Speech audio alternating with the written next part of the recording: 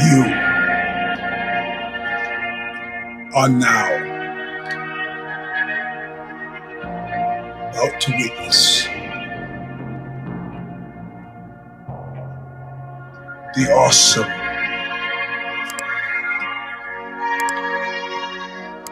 crushing might of the Eugene S. Robinson, a show Stomper.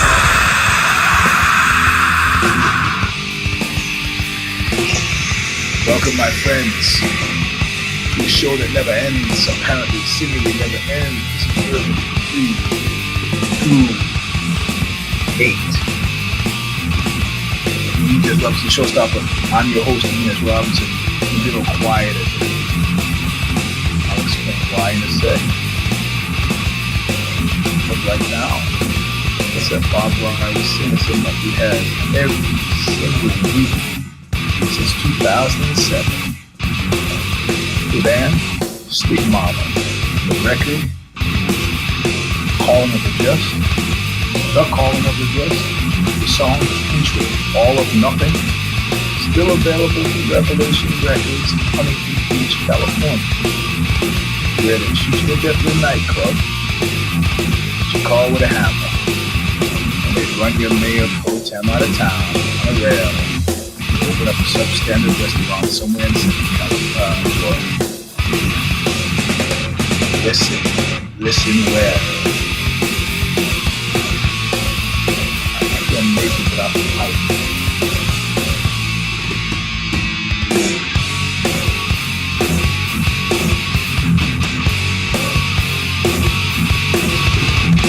I'm on my way back nowhere.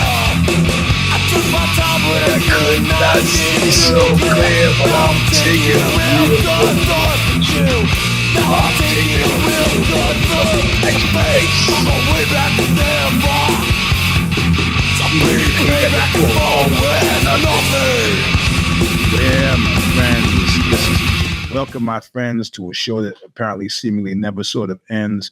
I'm glad that you're here. I'm glad that I'm here. But we got a lot of catching up to do. We are still in New York City, so it is late.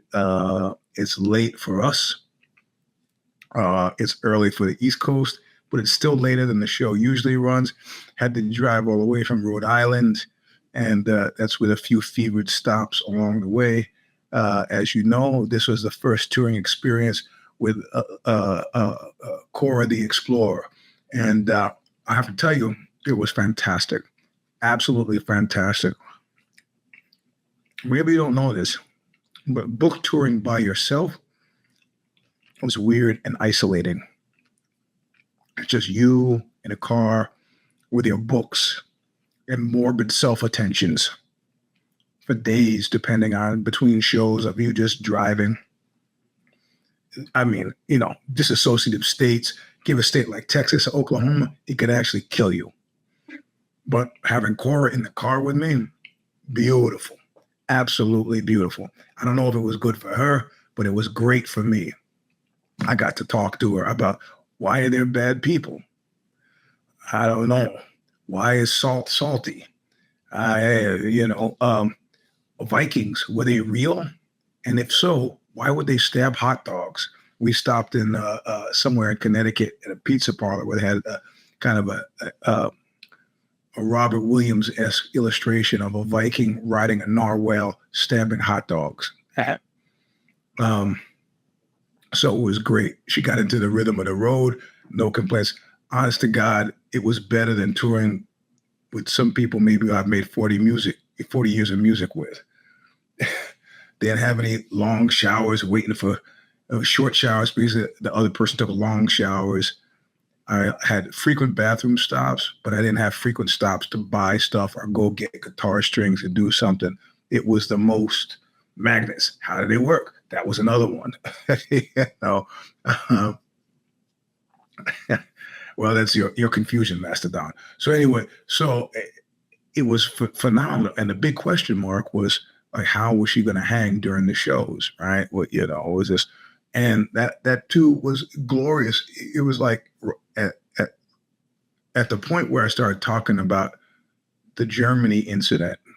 And I don't know if I shared this. I think I shared this on a little bit on If the Shoes Fit, which I'm pretty sure I did this week. I'll do it. I'll be in California I'll be in California to do it next time. Maybe the plane lands at, I'll be in California to do it next time. Did I tell a German story? Let me know before the show is out if I told the German story, and I'll tell a German story. If you saw it at a reading, then it'll just be a retelling. It's a snippet, but it's been fantastic. But let's go back in time. Let's go back in time a little bit to the last show.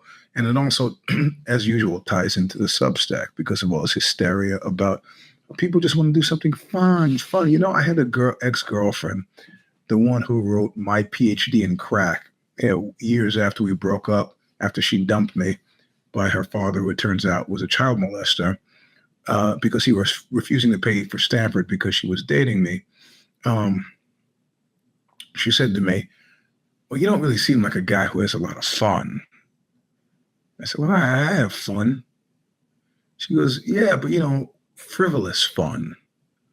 And I go, "Well, now you got your idea with the qualifiers. Well, fun is fun not just fun?" She goes, "You know what I mean." And I said, "No, I actually don't know what you mean. I just wanted to go out and do something stupid and mindless." And I go, yeah, I've seen you're stupid and mindless. Yeah, you could probably leave me out of that. I got other things to do. And what constituted stupid and mindless for me was fake, much like 90% of what people are publishing on Instagram. And I'm not going to be one of those guys who's capping on Instagram, but this is, of course, what's getting my goat in regards to the Burning Man thing, right? It's like nobody's that happy and nobody's lives are that cool. And your need to impress me with this is pathetic. Listen, people go, "Well, yeah, Mr. Robinson, I seen you on the Instagram thing too. I know you." Yeah, I got stuff to sell. I got, there's a guy who came to the show in Brooklyn, and he was supposed to text me the night before and say, I went into the archives, I dug through the garage, I found that one CD of Subcreature, the fucked years. It was a Whipping Boy CD put out by Grand Theft Audio in LA, and it was just the hardcore stuff on CD, the only digital form of that stuff. Dug through the garage, put in a suitcase. The guy neglected to text me the day before, so he shows up at the show. He says, "Hey, I'm Valerio from Rome. I'm here for the CD." I'm like, "Bro, fuck, you were supposed to." He goes, "Oh." I go, "No. You're going to get in that car with me after this show, and we're going to drive back to my hotel, and you're going to pay me for this thing and take it." All right. So, and that's precisely what we did. It drove him back to the hotel. And then I said, "Hey, I got to put the kid to bed, so I can't take you to where you need to go. So good luck with that." So I'm presuming, I think he did make it home in one piece with the CD. We stayed in Ridgewood. So, this has made me think, that, I don't know, somebody give me a hand here with this Germany thing. Have you heard the German story? Now, I think I'm going to tell it anyway. But this redolent stink of fakery, and I understand it's like a theater act, but much like the Donald Trump theater act, it's run very thin. It's not, like, for example, at this point, this is a nostalgia. The kissy face thing, the thing that the people do, that's kind of the fake butts thing. These are visions of the past at this point. But that's look, if people left me alone with Burning Man, I would feel okay leaving Burning Man alone. But the time of year that Burning Man is happening in San Francisco, everybody's asking you if you're going to Burning Man, go to Burning Man, go to Burning Man. And I just absolutely do not give a crap about it. I do not, and never have. And I've been there early. It's not like, "Oh, you're too cool for school, or you just missed it because you were late." Stuart Sweezy, who started it, The Desolation Desert concerts. It was a friend of mine. He ran Amok Books with Adam Parfrey before Parfrey split off to do Feral. And guys I've known since the 80s. And God, yeah, they ruined it. They ruined it. And between the tech bros and fentanyl, how can you enjoy this stuff? Any of it? I mean, part of what made one of the speeches in New York, Steve Blush did this whole piece about he did American hardcore, and then he did a book about hair metal, and then he kind of segued into talking about disco, and I went right after him, and I said, yeah, one of the things that you get wrong that he doesn't stress enough is that you don't get disco without cocaine, and you don't really get cocaine without disco. Right, when cocaine made its research, it's in the mid '80s in New York. It had already had the persona of being a high class deal. Like you had to pay a lot of money for it in the '70s, but you don't have disco without it. The flights of euphoria, the grandiosity, all those things that were an earmark of extensive cocaine use, and moreover, people didn't know cocaine was bad for you then. So I kind of opened my piece in New York with that. And, talking about the first time I took Coke. But the cool thing is Coke is so uncool now that it's probably cool to do it again, except of course, everything is mixed with fentanyl and you'll fucking die. So you can't get that. So we're done with that. Right. So we talked about that. So, but in any case, the show with the kid was great. She helped sell books. And in the first show, I ended, and the shows are all different. I told somebody, a couple of you actually showed up. A couple of you listeners showed up. I think the number was 3. One in DC, one in Boston, and one somewhere else. One of the other 2 shows. So that was kind of cool. And they even paid to get in, which I respected a lot. Didn't ask to get put on the list. Just showed up, bought books. That was totally cool. But in any case, the kid kind of fell into the rhythm. But the very first show, I start telling the story, and it just ended up segueing into a story that I wasn't going to talk about because I don't want to talk about it.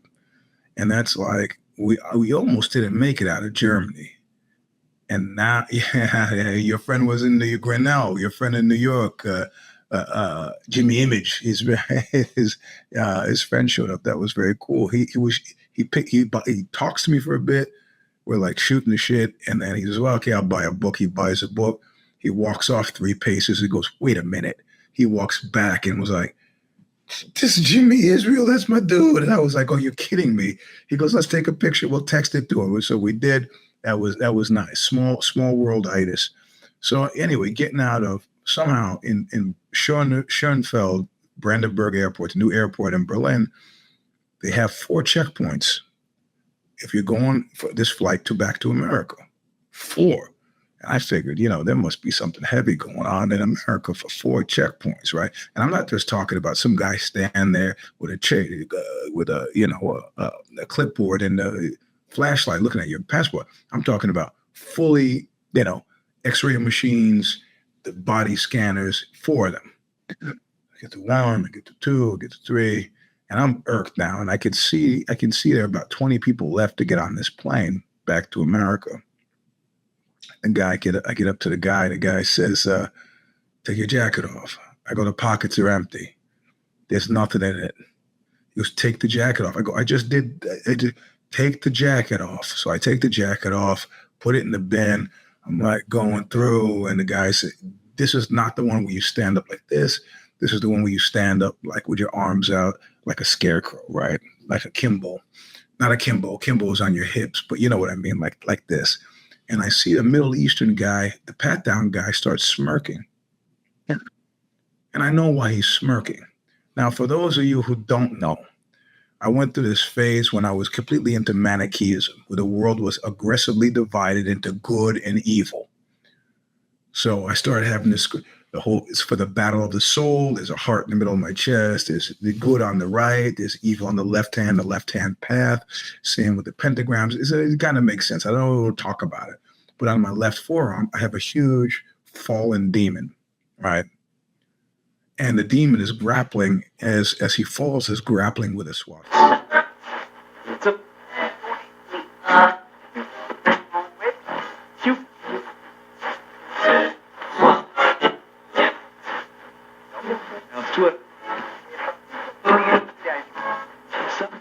So anyway, that's the show.